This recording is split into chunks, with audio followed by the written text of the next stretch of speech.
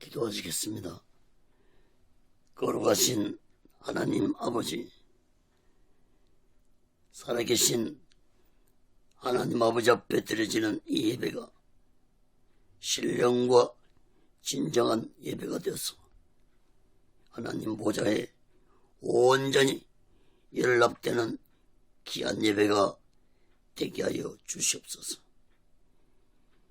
예배를 드린 모든 자들에게 하나님의 크신 은혜와 은총이 임하게 도와 주시옵소서. 거룩하신 하나님 아버지, 한국교회를 붙잡아 주시옵소서. 북녘에 무너진 하나님의 재단도 수축해 주시옵소서. 이 땅에서 두 번 다시 동족 간에 전쟁이 일어나지 않도록 하나님의 주권과 능력으로 온전히 막아 주시옵소서. 저희 선선의 장벽이 하나님의 말씀으로 예수 그리스도의 능력으로 성령님의 역사로 무너지게 하여 주시옵소서. 북한의 공산주의자들을 심판해 주시옵소서. 공산주의자들이 준비한 모든 전쟁 무기 물자들이 사용되지 못하도록 온전히 막아 주시옵기를 간절히 원합니다. 북녘 땅에 고통당하고 있는 하나님의 백성들을 속히 구원하여 주옵기를 간절히 원합니다. 하나님 아버지, 오늘날 이 남한 땅에도 대통령부터 살아계신 하나님을 두려워하는 자가 되게 도와 주옵소서. 정치, 종교, 지도자들 또한 살아계신 하나님을 두려워하는 자들이 되게 도와 주시옵소서. 하나님을 두려워하지 않는 지도자들의 마지막 삶이 얼마나 비참하게 끝났는지 역사를 통해서 깨닫게 하여 주시옵소서. 거룩하신 하나님 아버지, 오늘날 이 대한민국이 코로나 바이러스로 인해 경제가 무너져가고 있습니다.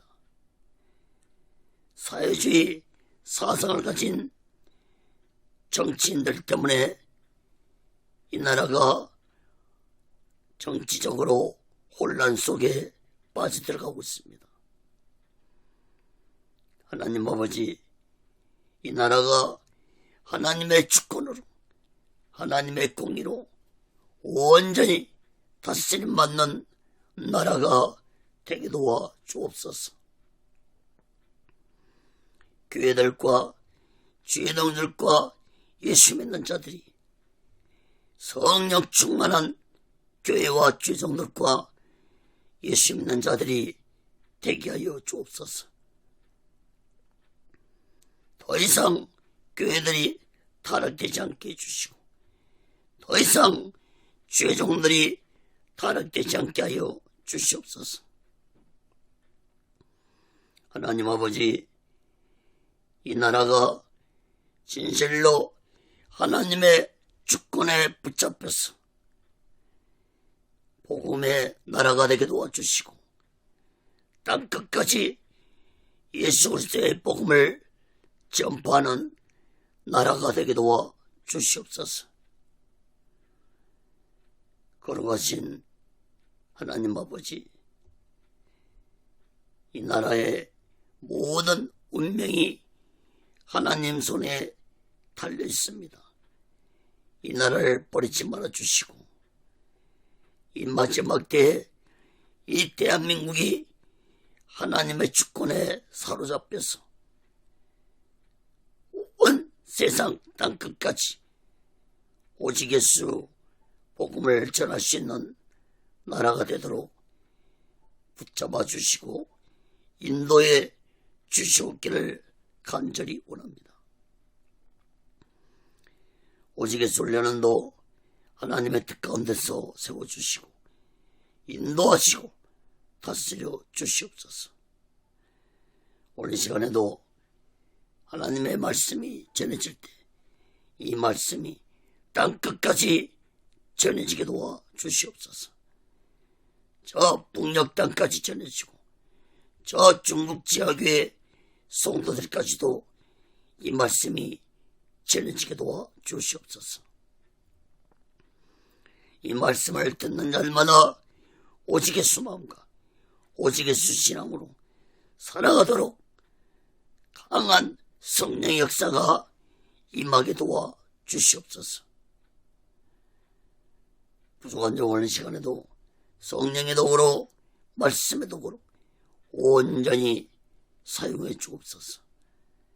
모든 영광을 하나님께 드리며 예수 그리스도로 간절히 기도합니다. 아멘. 할렐루야. 오직 예수. 누가복음 6장 1절에서 26절까지 말씀을 전하겠습니다. 율법을 완전케 하신 예수님. 이러한 제목으로 하나님의 말씀을 전할 때 여러분 모두에게 하나님의 크신 은혜와 은총이 임하기를 예수 그리스도로 간절히 축원합니다.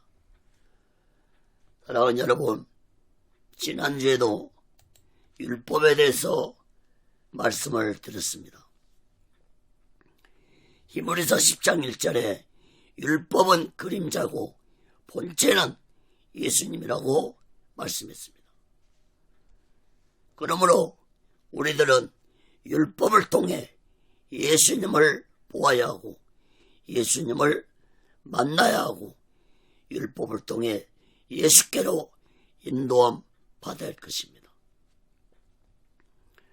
또한 율법은 불완전 것이지만 예수님은 이 율법을 완전케 하려 오셨다고 마태복음 5장 17절에서 말씀을 하셨습니다. 오늘 본문에 나오는 안식일에 대한 말씀이 나오는데 유대인들이 율법 중에서 가장 중요시하는 안식일에 대해서 예수님은 놀라운 말씀을 선포하셨습니다. 예수님은 자신이 안식일의 주인이라는 말씀을 하셨는데 이 말씀은 곧 자신이 하나님이라고 말씀하신 것입니다. 여러분, 예수님은 날이 갈수록 점점 더 놀라운 말씀들을 선포하셨습니다. 그것도 예수님 자신을 어떻게 해서든지 올무에 걸려들게 하는 악한 종교 지도자들에게 점점 더 강도가 높은 말씀들을 선포하셨습니다. 당시에 예수님이 율법에 도전할 말씀들을 하신 것은 율법을 생명처럼 지킨 유대인들과 종교 지도자들에게는 또 유대 사회와 종교계를 발칵 뒤집어버릴 핵폭탄 같은 말씀들이었습니다. 사랑하는 여러분, 예수님은 율법을 만드신 성자 하나님이셨습니다. 예수님은 세상을 창조하실 때도 성부 하나님과 함께 세상을 창조하셨던 분이셨습니다. 여러분, 빌립보서 6절에 보면은 예수님은 하나님의 본체시라고 말씀하고 있습니다. 또한 예수님도 직접 요한복음 10장 30절에서 나와 아버지는 하나라고 말씀하셨습니다. 그러므로 예수님은 율법을 더 완전케 하러 오셨다는 사실을 우리들은 마음 깊이 깨달아야 할 것입니다. 유대인들은 하나님이 만든 율법에 외에 자신들이 만든 법을 추가해서 율법으로 백성들을 억압하고 다스렸습니다. 여러분, 이러한 율법을 예수님은 완전히 어려우셨다는 사실을 우리들은 마음 깊이 깨닫고 율법을 통해서 예수님을 더욱 깊이 알아가면서 오직 예수 마음과 오직 예수 신앙으로 마지막 날을 준비하고 다시 오실 주님 예수 그리스도를 기다리며 살아가는 믿음의 사람들이 되시기를 예수 그리스도로 간절히 축원합니다. 큰 첫 번째로 누가복음 6장 1절에서 11절까지 보면은 안식일 논쟁입니다. 여러분, 안식일을 지키는 것은 유대인들에게는 생명보다 소중한 날이었습니다.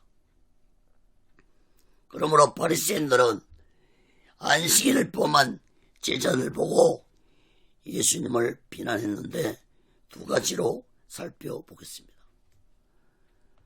첫째, 인자는 안식일의 주인이라 했습니다. 누가복음 6장 1절에서 5절 봅니다. 안식일에 예수께서 밀밭 사이로 지나가실 때 제자들이 이삭을 잘라 손으로 비비어 먹으니 어떤 바리새인들이 말하되 어찌하여 안식일에 하지 못할 일을 아느뇨. 예수께서 대답하여 가르사대 다윗이 자기와 및 함께한 자들이 시장할 때 한 일을 잊지 못하였느냐. 그가 하나님의 전에 들어가서 다만 제사장 외에는 먹지 못하는 진설병을 집어먹고 함께한 자들에게도 주지 아니했느냐. 또 가라사대 인자는 안식일의 주인이라 하시더라. 여러분, 안식일날 제자들은 예수님과 함께 밀밭 길을 가다가 배가 고파서 이삭을 잘라 먹었습니다. 제자들은 밀 이삭을 훔쳐먹는 것이 아닙니다. 신명기 23장 25절 율법에 의하면은 배고픈 자들은 밭을 지나갈 때 밀 이삭을 조금 먹는 것이 허용되었습니다. 바리새인들이 비난하는 것은 제자들이 안식일 날에 밀 이삭을 따먹는 죄를 지적한 것입니다. 유대인들에게는 안식일 날 일을 한다는 것은 있을 수 없는 일이었습니다. 그러므로 바리새인들 눈에는 제자들이 밀 이삭을 따먹는 것도 안식일날 밀 이삭을 따먹는 것도 안식일 범한 죄로 본 것입니다. 안식일에는 그 어떤 일도 해서는 안 되는 것이 유대인들이 지킨 율법이었습니다. 심지어 걷는 것도 일정한 거리 이상을 걸어야 했고 어떤 물건을 운반해서도 안 되었고 음식을 만드는 것도 금지되었고 불도 피울 수 없었습니다. 사람 생명을 구하는 일 외에는 그 어떤 일도 할 수 없는 날이 유대인들이 지키는 안식일이었습니다.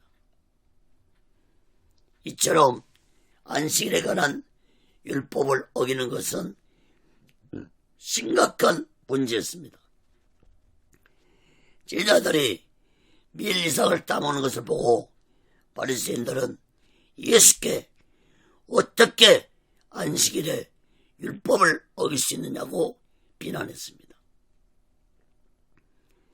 여기에 대해서 예수님은 사무엘상 21장 1절에서부터 6절 말씀에 기록된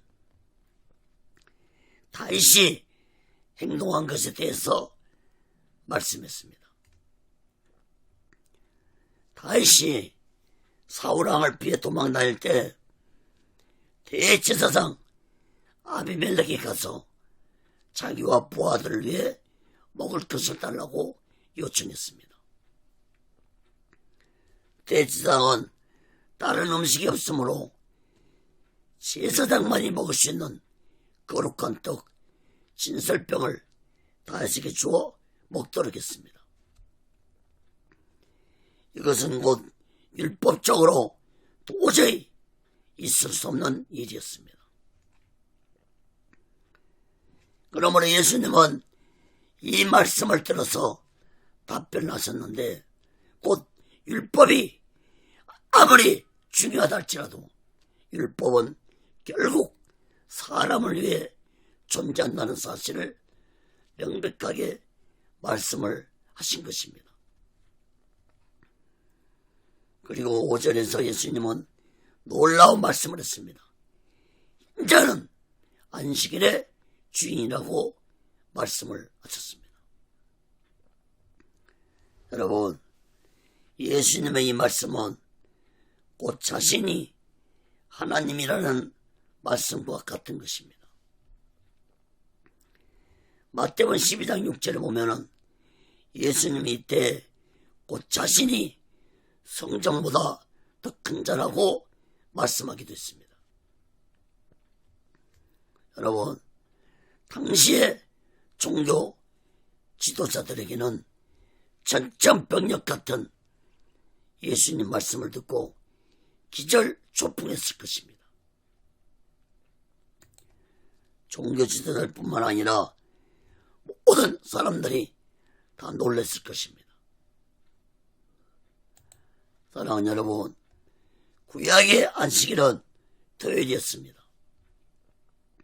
그러나 오늘날 안식일은 예수님이 부활하신 후에 주일로 바꿔졌다는 사실을 깨닫기 바랍니다.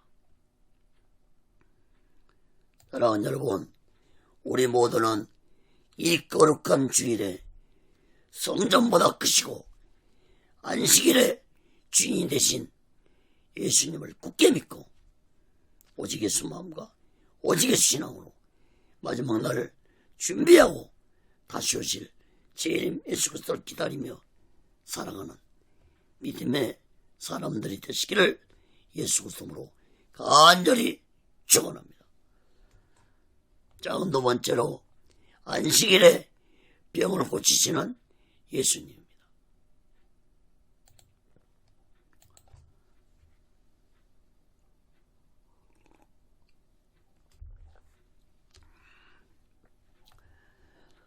누가복음 6장 6절에서 11절 봅니다.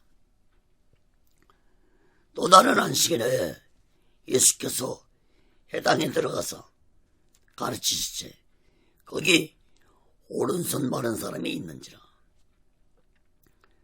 저 요한과 바리새인들이 예수를 송사할 빈거를 찾으러 가요 안식일에 병 고치는가 엿보니 예수께서 저의 생각을 아시고 손 마른 사람에게 이르시되 일어나 한가운데로 서라 하시니 저가 일어나 서거늘 예수께서 저에게 이르시되 내가 너에게 묻노니 안식일에 선을 행하는 것과 악을 행하는 것, 생명을 구하는 것과 멸하는 것 어느 것이 옳으냐 하시며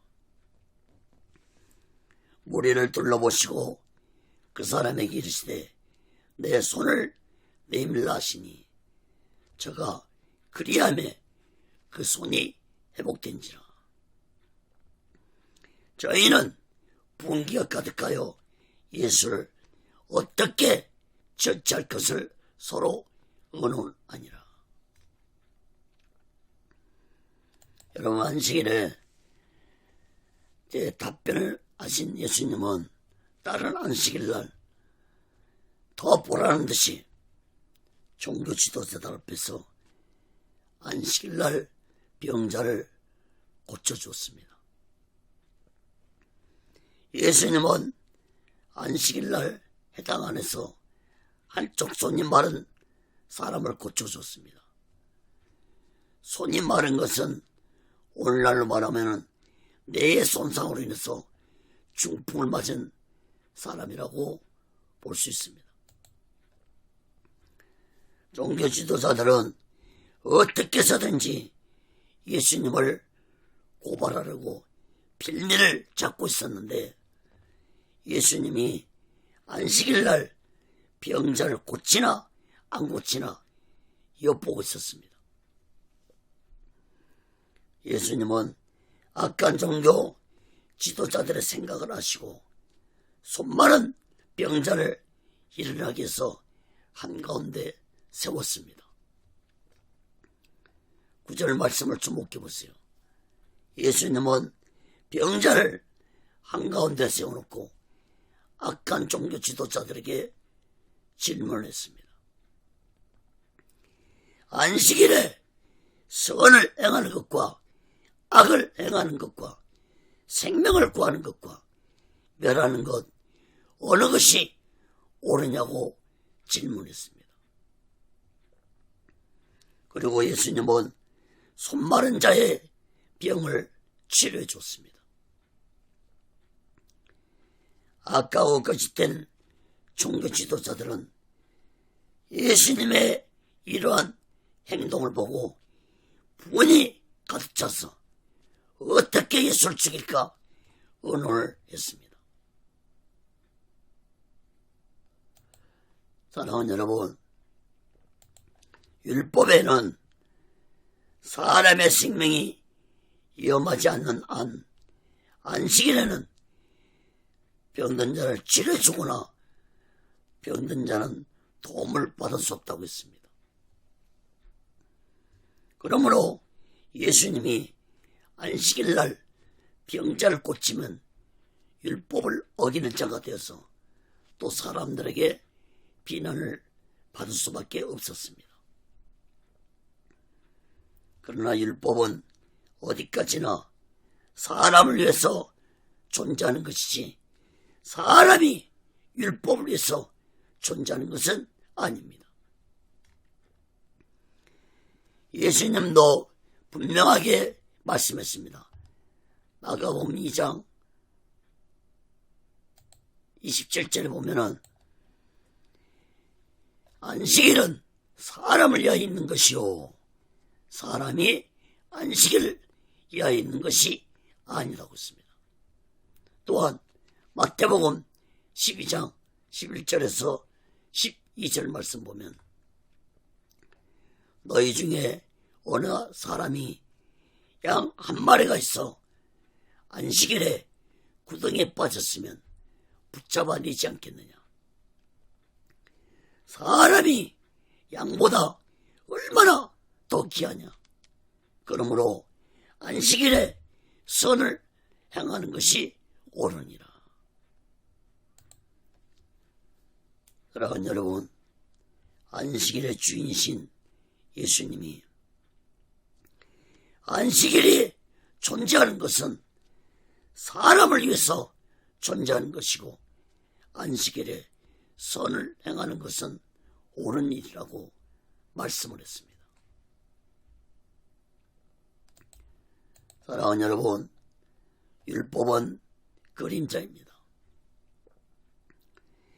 율법이 가르치는 본체 형상은 예수 그리스도십니다. 그러므로 우리는 이러한 사실을 마음 깊이 깨닫고 율법을 통해서 예수님을 보지 못한다면 율법에 대해 잘못 이해하고 있다는 사실을 마음 깊이 깨닫고 우리 모두는 율법을 통해 예수 그리스도를 더욱 깊이 알아가면서 오시게 수마음과 오시게 수신함으로 마지막 날 준비하고 다시 오실 재림 예수 그리스도를 기다리며 살아가는 믿음의 사람들이 되시기를 예수 그리스도로 간절히 축원합니다. 그럼 두 번째로 누가복음 6장 12절에서 16절까지 보면은 12제자를 택하신 예수님입니다. 여러분, 예수님을 따르는 자들은 많았지만 예수님은 그 중에서 12명을 제자로 택하셨습니다. 누가복음 6장 12절에서 16절 말씀 보겠습니다.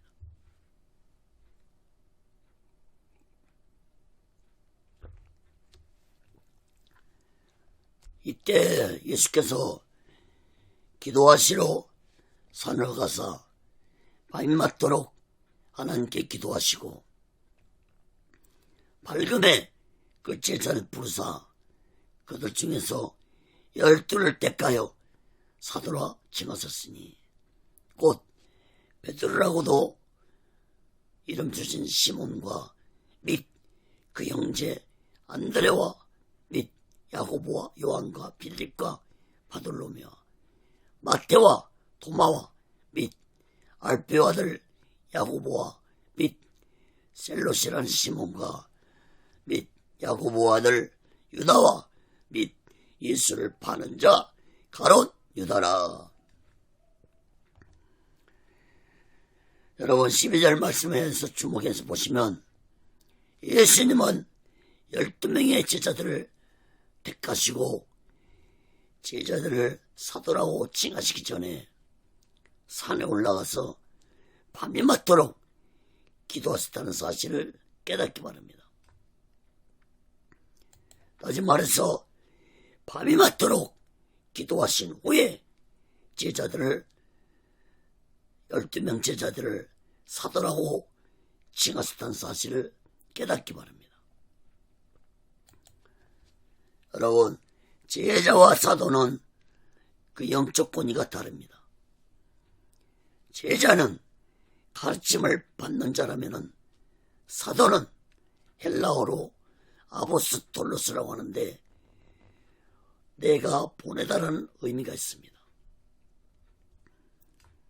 즉 사도는 한 나라를 대표해서 다른 나라로 보냄을 받은 대사와 같은 직책입니다. 신약에 보면 예수님은 제자들을 많이 택했지만 사도라고 칭함을 받은 자는 소수였습니다. 예수님 제자들이 비로소 사도로서 사명을 감당할 수 있었던 것은 마가다락방에서 성령 충만 받은 후에서야 사도로서의 사명을 온전히 감당할 수 있었던 사실을 깨닫기 바랍니다. 14절 16절까지 말씀을 보면은 12명의 제자들의 이름이 언급되고 있습니다. 제자들 12명 중에는 친형제들이 있었습니다. 베드로와 안드레가 형제였고 야고보와 요한이 또 형제였습니다. 특히 이 4명은 모두 다 갈릴리 바다에서 고기를 잡던 어부들이었습니다. 안드레가 베드로의 형임에도 불구하고 베드로가 성경에 보면은 먼저 이름이 언급된 것을 보는데 베드로는 예수님의 수제자였기 때문에 베드로 이름이 먼저 언급된 걸로 볼 수 있습니다. 그리고 이어서 빌립과 바돌로메와 마태와 도마와 알페오 아들 야고보와 시몬과 야고보의 아들 유다와 예수를 파는 자들 가룟 유다가 제자로 택함을 받았습니다. 12명 제자들 중 시몬과 가룟 유다는 열심 당원들이었습니다. 열심 나오는 이스라엘 독립을 위해 로마 정부에 대항하는 단체였습니다. 사랑하는 여러분, 전능하신 예수님이 왜 이런 자들을 제자로 삼으셨을까 의문이 생길 것입니다. 여러분, 예수님이 몰라서 이런 자들을 택하신 것이 아닙니다. 특히 가룟 유다는 예수님을 은30에 팔 악한 자인데 왜 이런 자를 택하셨을까요?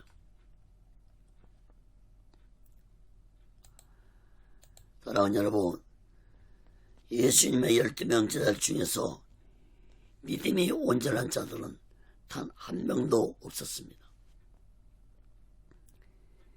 제자들 모두 다 예수님을 따라 나선 것은 예수님을 정적인 메시아로 믿고 후에 예수님이 권력을 잡으면 한 자들을 차치하려고 예수님을 따라 나섰던 자들입니다.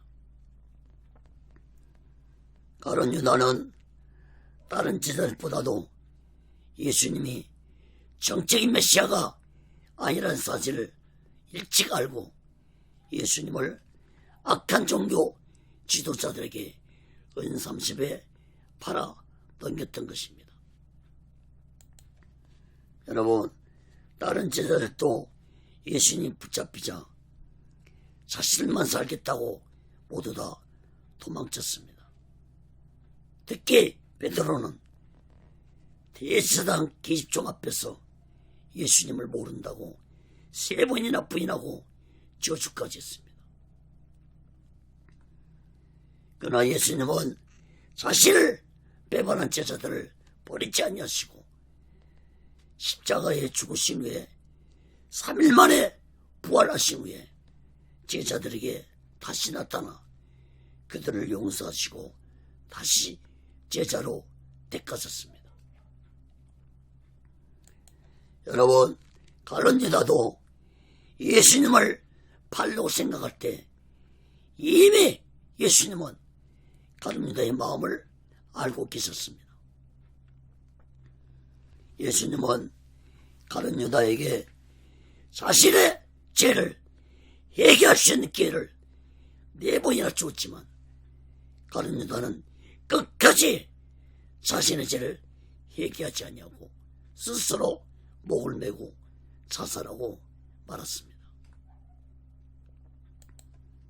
사랑하는 여러분, 오늘날도 비록 예수님의 택하심을 받은 죄종이랄지라도 온전한 자는 단 한 명도 없다는 사실을 깨닫기 바랍니다.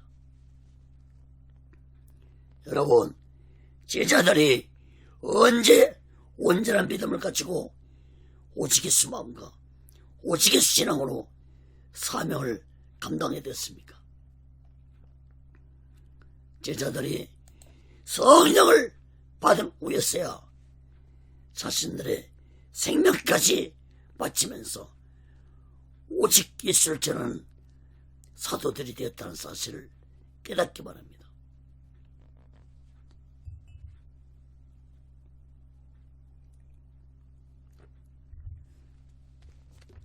여러분, 오늘날도 주의 종들이 오직 예수 마음과 오직 예수 신앙으로 사명을 감당하려면 반드시 성령을 충만하게 받아야만이 가능하다는 사실을 마음 깊이 깨닫기 바랍니다. 여러분, 주의 종들은 성령을 받은 것으로 끝나서는 사명을 온전히 감당할 수 없습니다. 오늘날 주의 종들이 성령 충만 받지 아니하기 때문에 세상의 명예와 부귀를 추구하는 주의 종들이 많이 나타났다는 사실을 우리들은 깨달아야 할 것입니다. 사랑하는 여러분, 오늘날 마지막 때 주의 종들은 반드시 성령 충만 받아야만이 예수님의 사명을 온전히 감당할 수 있다는 사실을 마음 깊이 깨닫기 바랍니다. 사랑하는 여러분, 성령 충만 받은 제자들은 구약의 율법적인 안식일을 지키지 아니했습니다. 예수님이 부활하신 날 안식 후 첫날을 일요일에 예배를 드렸습니다. 그래서 오늘날 우리들은 일요일을 주일이라고 부르고 있습니다. 성령 충만받은 제자들은 안식일뿐만 아니라 예수님이 말씀하신 가르침대로 율법을 초월하는 말씀들을 선포했습니다. 사도행전 16장 11절 봅니다. 주 예수를 믿으라. 그리하면 너와 내 집이 구원을 얻으리라. 또한 사도행전 2장 38절을 보면 베드로가 가로되 너희가 회개하여 각각 예수 그리스도의 이름으로 세례를 받고 제사함을 얻으라. 그리하면 성령을 선물로 받으리니. 여러분, 당시에 제자들이 선포한 이러한 말씀들은 생명을 내놓고 지어내야 할 말씀드렸습니다. 그동안 유대인들이 율법을 지켜야 제사함 받고 구원을 받는다고 백성들을 가르치며 인도했는데, 이제 율법이 아닌 예수를 믿으면 구원을 받고 예수를 믿어야 제사함 받는다는 이 놀라운 말씀들을 듣고 사회는 물론이고 종교계가 발칵 뒤집어졌습니다.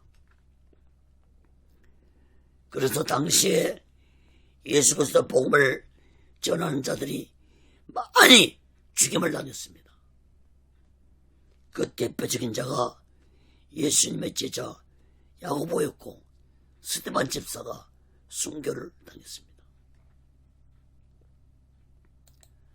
사랑하는 여러분, 우리 모두 다 율법을 통해서 내 죄를 깨닫고 율법을 통해서 더욱더 예수께 깊이 나아가고 예수를 깊이 알아가면서 오직 예수 마음과 오직 예수 신앙으로 마지막 날을 준비하고 다시 오실 재림 예수 그리스도를 기다리며 살아가는 믿음의 사람들이 되시기를 예수 그리스도로 간절히 축원합니다. 그건 세 번째로 누가복음 6장 17절에서 26절 보면은 평지수훈입니다. 여러분, 예수님은 더욱 놀라운 말씀을 많은 사람들에게 선포하셨습니다. 마태복음서에 보면은 산에서 말씀을 전했다고 했는데 누가복음서에서는 평지에서 말씀을 전했다고 기록되었습니다. 아마도 산 어느 평평한 곳에서 말씀을 전했다고 볼 수 있는 것입니다. 마태복음 산상설교와 누가복음 평지설교 내용이 조금 다릅니다. 누가복음서에서는 짧게 기록되었고 마태복음서는 5장, 6장, 7장 이렇게 길게 말씀이 전했었습니다. 그러나 누가복음서에는 마태복음서에 없는 말씀이 기록이 되었습니다. 평지설교는 다음 시간까지 살펴보겠습니다. 오늘은 26절까지 세 가지로 살펴보고 말씀을 마치겠습니다. 첫째, 병자와 귀신 들린 자를 치료해 주신 예수님입니다. 누가복음 6장 17절에서 19절 말씀입니다.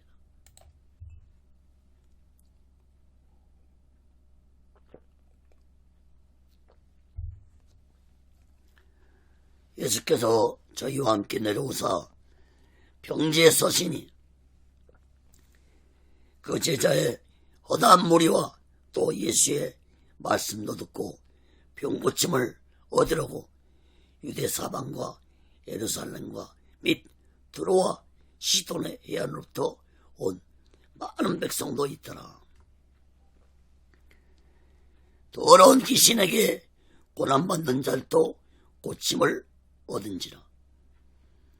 온 무리가 예수를 만지려고 힘쓰니 이는 능력이 예수께로 나서 모든 사람을 낫게 함이로라. 여러분, 마태복음 산상설교에서는 이 말씀이 기록되지 않았습니다. 마태복음에서는 바로 예수님이 팔복에 대한 말씀을 전하면서 산상설교가 시작되었습니다. 근데 누가복음서에서는 예수님이 말씀을 전하기 전에 병자들과 귀신 들린 자들을 먼저 치료해 줬다는 것을 기록하고 있습니다. 17절 말씀을 보면은 유대 전 지역과 예루살렘과 또 이방 지역인 두로와 시돈의 지역에 사는 사람들까지 많은 사람들이 예수께 모여들었습니다. 여러분, 이 많은 사람들이 예수님의 말씀을 들으려고 모였을까요? 아닙니다. 많은 사람들은 예수님의 소문을 듣고 병고침 받으려고 모인 자들이었습니다. 병든 자들 중에는 귀신으로 인해 병에 걸린 자들도 있었습니다. 많은 사람들은 예수님을 만지기만 해도 병이 치료받는다는 소문을 듣고 예수님을 만지려고 했습니다. 많은 사람들이 예수님에게 병도 치료 안 받고 귀신도 쫓겨나가는 기적을 체험했습니다. 그러나 여러분, 예수님이 원하시는 것은 육신의 병만 치료 안 받고 귀신만 쫓겨나가는 것이 아니었습니다. 예수님이 원하시는 것은 그들이 자신들의 죄를 회개하고 하나님을 온전히 믿는 믿음을 가지고 살아가기를 예수님은 원하셨습니다. 사랑하는 여러분, 오늘날도 교회를 다니고 예수를 믿는 자들이 어떤 기적이나 표적을 바라보고 신앙생활하는 자들이 많습니다. 물론 예수님을 진실되게 믿으면 병도 치료 안 받고 귀신도 쫓겨나가고 기적도 체험할 수 있습니다. 그러나 어떤 기적이나 표적만을 바라보고 예수를 믿는다면 참으로 어리석고 무지한 자들이라는 사실을 깨달아야 할 것입니다. 여러분, 예수님이 원하시는 것은 예수 믿는 자들이 오직의 수마음과 오직의 신앙으로 살아가는 것을 원하신다는 사실을 깨닫기 바랍니다. 예수님 당시에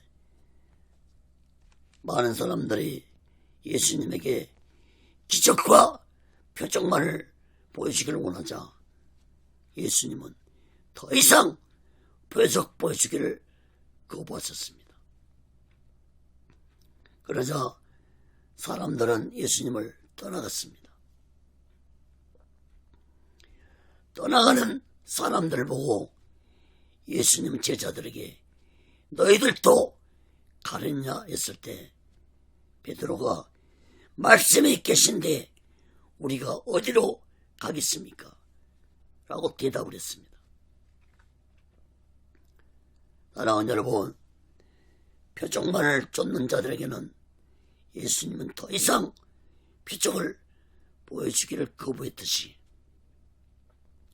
오늘날도 예수님은 표적만, 기적만 추구하는 자들을 싫어하신다는 사실을 마음 깊이 깨닫기 바랍니다.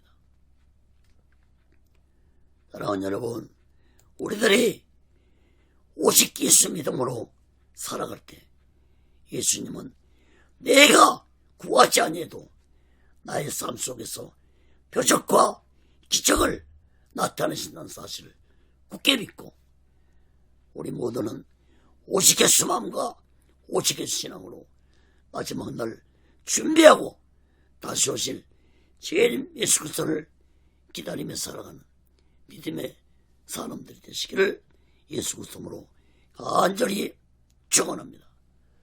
작은 두 번째로 복에 대한 설교를 하신 예수님입니다. 누가복음 6장 20절에서 23절 봅니다. 예수께서 눈을 들어 제자들 보시고 가라사대 가난한 자는 복이 있나니 하나님의 나라가 너희 것이며 이제 줄인 자는 복이 있나니 너희가 배부름을 얻을 것이며 이제 우는 자는 복이 있나니 너희가 웃을 것이며 인자를 위하여 사람들이 너희를 미워하며 멀리하고 욕하고 너희 이름을 악하다 하여 버릴 때는 너희에게 복이 있도다. 그날에 기뻐하고 뛰놀라. 하늘에서 너희 상이 큼이라. 저희 조상들이 선자들에게 이와 같이 하였느니라. 여러분, 마태복음 5장에 보면은 예수님이 8가지 복에 대한 말씀을 하셨는데 누가복음서에서는 4가지 복만 말씀하고 있습니다. 첫째 복은 가난한 자는 복이 있나니 하나님의 나라가 너희 것이라고 말씀했습니다. 마태복음 5장에서는 심령이 가난한 자는 복이 있나니 천국이 저희 것이라고 말씀했습니다. 그러므로 누가복음서에서 말씀하신 가난한 자는 곧 마음이 가난한 것을 의미하는 것입니다. 여러분, 마음이 가난한다 의미는 영적으로 가난한 심령을 의미합니다. 영적으로 가난한 심령은 세상 것으로 만족하지 않고 오직 예수 한 분으로만 만족하고 오직 예수만을 의지하며 살아가는 것이 마음이 가난한 자입니다. 그러므로 예수를 믿어 구원받은 자는 반드시 오직 예수 한 분으로 만족하며 살아가는 것이 마음이 가난한 자가 되는 것입니다. 여러분, 오직 예수 한 분으로 만족하며 살아갈 때 그 마음 안에 곧 천국이 임할 것입니다. 사랑하는 여러분, 여러분은 오직 예수 한 분으로 만족하며 살아가고 계십니까?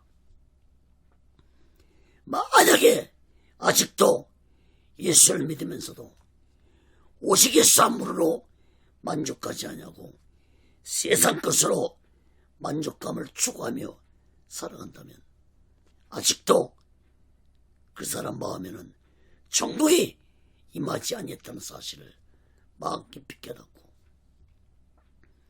우리 모두 다 세상 것에 마음 뺏기지 말고 오직 예수 한 분으로 만족하면서 오직 예수 마음과 오직 예수 신앙으로 살아가는 복된 자들이 되시기를 예수 그리스도로 간절히 축원합니다. 두 번째 복은 줄인 자는 복이 있나니 너희가 배부름을 얻을 것이라고 말씀했습니다. 마태복음 5장 6절에서는 의에 줄이고 목마른 자가 복이 있다고 하면서 저희가 배부를 것이라고 말씀했습니다. 오늘 본문 누가복음에서는 줄인 자가 복이 있다는 것은 곧 영적으로 의롭게 살려고 하는 자들을 의미하는 것입니다.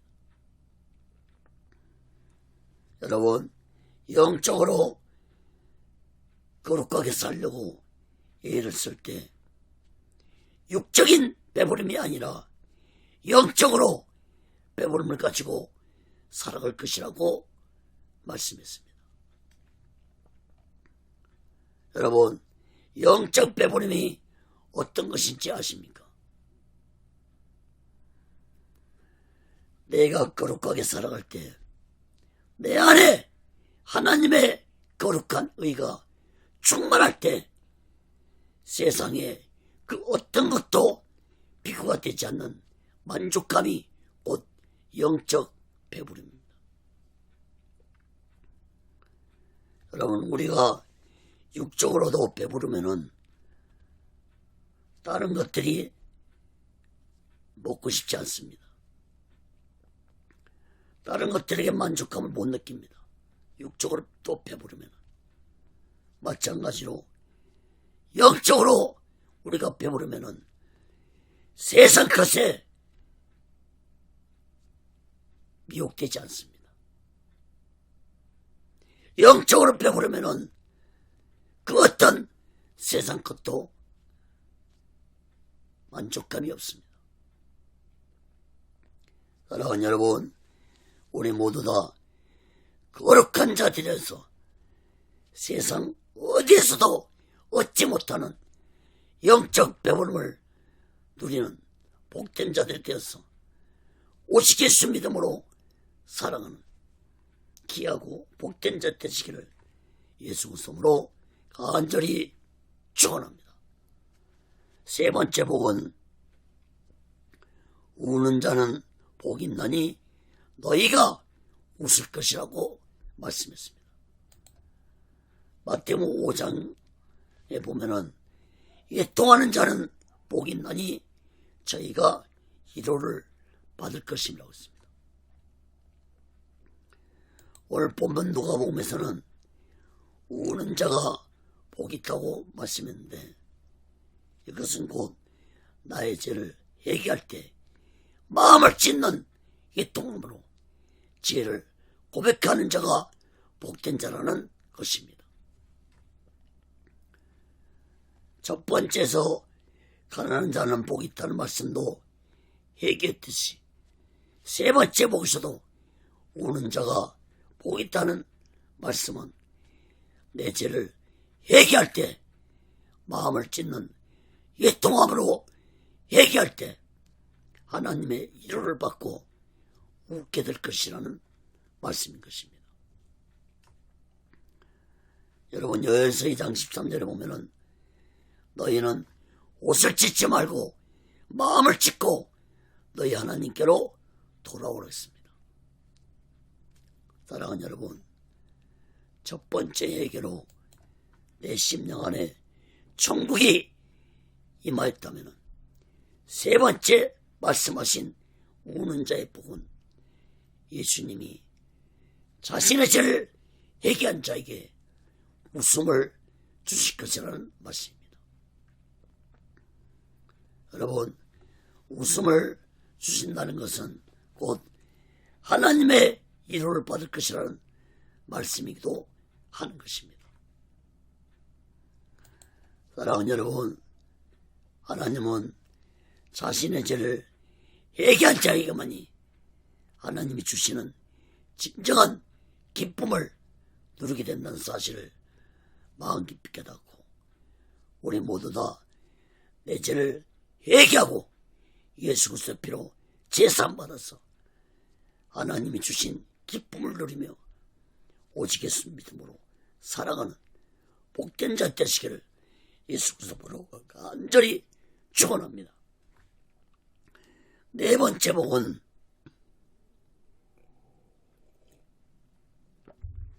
핍박받은 자에게 큰 상급을 받는 복이 있다고 말씀했습니다. 마태복음 5장 10절에서는 예수님과 의를 위하여 핍박을 받는 자에게 복이 있나니 천국이 저희 것임이라고 말씀했습니다. 오늘 본문 누가복음에서도 인자를 인하여, 즉 예수님에 인해서 사람들에게 미움과 핍박을 받고 악한 자로 취급당할 때 복이 있다고 말씀했습니다. 여러분 23절 말씀을 주목해 보시기 바랍니다. 예수님은 자신으로 인해 핍박을 받은 자들은 오히려 기뻐하고 즐거워하라고 했습니다. 왜 그렇습니까? 그런 자들에게는 큰 상급이 주어질 것이라고 말씀했습니다. 그리고 예수님은 너희들 전에 있던 선자들도 모두 다 이런 미움과 핍박을 받았다고 말씀했습니다. 여러분, 대표적으로 예수님의 제자들은 모두 다 이런 미움과 핍박을 당하다가 순교로 생을 마쳤습니다. 여러분, 우리나라에도 많은 순교자들이 있습니다. 그들이 모두 다 예수님 때문에 미움과 핍박을 당하고 순교를 당했습니다. 사랑하는 여러분, 여러분은 예수님 때문에 미움과 핍박을 당해보셨습니까? 마태복음 24장에 보면은 예수님이 예언하시기를 마지막 때에는 예수 믿는 자들이 세상으로부터 이런 미움과 핍박을 당하게 될 것이라고 예언을 하셨습니다. 사랑하는 여러분, 마지막 때 악한 사탄의 거짓 세력으로부터 육체적으로 미움과 핍박을 당할지라도 예수님부터 받을 큰 상급을 생각하면서 오직 예수 마음과 오직 예수 신앙으로 마지막 날 준비하고 다시 오실 재림 예수 그리스도를 기다리며 살아가는 믿음의 사람들이 되시기를 예수 그리스도로 간절히 축원합니다. 작은 세 번째로 진노 받을 자에 대해서 말씀하신 예수님입니다. 누가복음 6장 24절에서 26절 봅니다.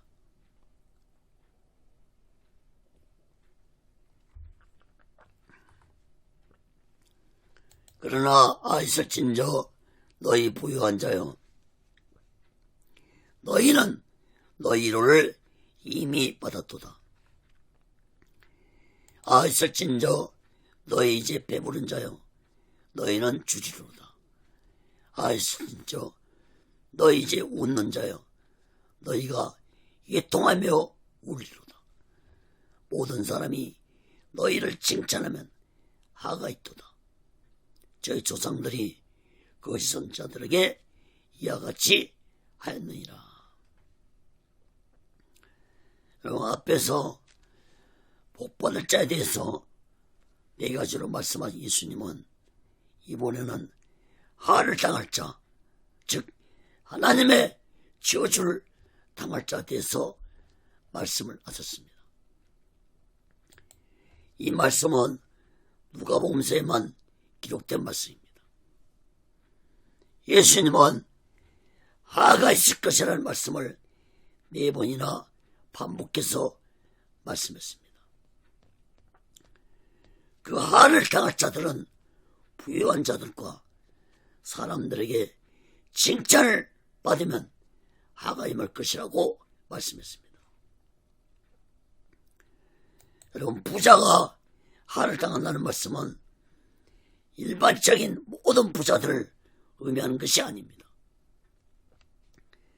부자라고 해서 모두 다 하나님의 저주를 받는다는 말씀이 아닙니다.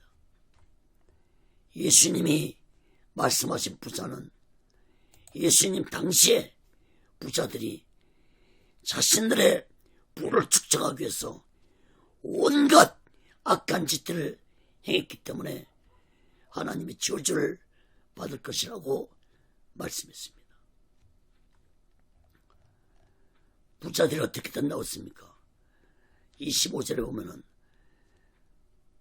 배부른 자여 너희가 주리로다. 또 웃는 자여 너희가 애통하며 울 것이라고 했습니다. 그런데 이러한 부자들은 일반적인 부자들을 의미한 것이 아니라 당시에 하나님의 종들이라는 이 거짓 종교 지도자들에게도 대해서도 말씀하신 것입니다.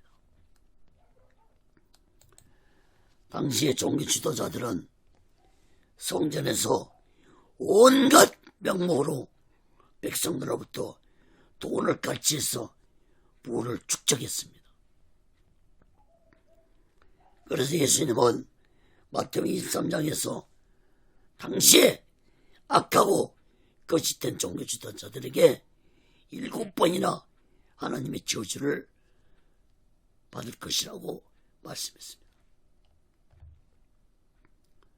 사랑하는 여러분, 재물이 많은 것은 죄가 아닙니다. 그러나 그 재물을 모으는데 정당한 방법이 아니고 악한 짓들을 행해서 재물을 모았다면 그것은 하나님의 저주를 받는다는 사실을 깨달아야 할 것입니다. 특히 하나님의 종들이 악행을 행하면서 부를 축적했다면 하나님의 무서운 저주를 받는다는 사실을 주의 종들은 마음 깊이 깨닫고 사명을 감당해야 할 것입니다. 26절 말씀도 주목해 보시기 바랍니다. 사람들에게 칭찬을 받으면 화가 있을 것이라고 하시면서 거짓 종들이 사람들에게 이러한 칭찬을 받았다고 말씀했습니다. 예수님이 말씀은 사람들에게 칭찬을 받지 말라는 말씀이 아닙니다. 당시에 악하고 거짓된 종교 지도자들이 사람들을 속이면서 하나님을 형식과 외식감으로 섬기면서 사람들에게 칭찬을 받았기 때문에 하신 말씀입니다. 다시 말해서 예수님 말씀은 참된 주의 종들은 사람을 기쁘게 하는 것보다는 하나님을 기쁘시게 해드리는 것이 참된 주의 종의 자세라는 사실을 말씀하신 것입니다. 사도 바울도 갈라디아 1장 10절에서 이렇게 고백했습니다. 이제 내가 사람들에게 좋게 하려, 하나님께 좋게 하려, 사람들에게 기쁨을 구하려 내가 지금까지 사람의 기쁨을 구하는 것이었다면 그리스도의 종이 아니니라. 사랑하는 여러분, 사람들 비유나 맞추는 어리석고 무지한 자들이 되어서는 안 될 것입니다. 예수 그리스도의 참된 종은 오직 예수님을 기쁘시게 해드려야 됩니다. 우리 모두 다 이 마지막 때 오직 예수 마음과 오직 예수 신앙으로 하나님을 기쁘게 해드리며 마지막 날을 준비하고 다시 오실 제 이름 예수 그리스도를 기다리며 살아가는 믿음의 사람들이 되시기를 예수 그리스도로 간절히 축원합니다. 말씀을 맺겠습니다.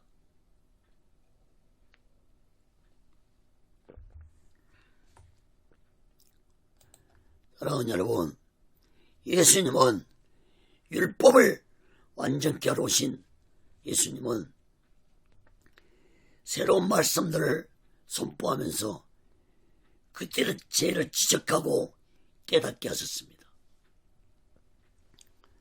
특히 당시의 종교 지도자들은 율법을 지키지 아니한 예수님과 제자들 보고 비판했지만 사실상 악하고 거짓된 종교 지도자들 자신들이 율법을 가르치면서도 율법을 지키지 아니하고 형식과 외식함을 행한 악하고 거짓된 자들이었습니다. 자신들도 율법을 지키지 아니하면서 백성들에게 율법을 지키도록 강요한 이런 악한 거짓종들이 오늘날도 많다는 사실을 깨닫기 바랍니다. 사랑하는 여러분, 예수님은 회개하라, 천국이 가깝다는 말씀을 시작으로 해서 산상설교에서 복에 대한 말씀과 놀라운 말씀들을 계속 선포하셨습니다. 그리고 더 나아가서는 요한복음 11장 25절 26절에서 나는 부활이요 생명이니 나를 믿는 자는 죽어도 살겠고 무릇 살아서 나를 믿는 자는 영원히 죽지 아니하리니 이것을 네가 믿느냐. 또 요한복음 3장 36절에도 아들을 믿는 자는 영생이 있고 아들을 순종치 아니하는 자는 영생을 보지 못하고 도리어 하나님의 진노가 그 위에 머물러 있느니라. 여러분, 예수님 이외에도 너무나도 놀라운 말씀들을 수없이 선포했습니다.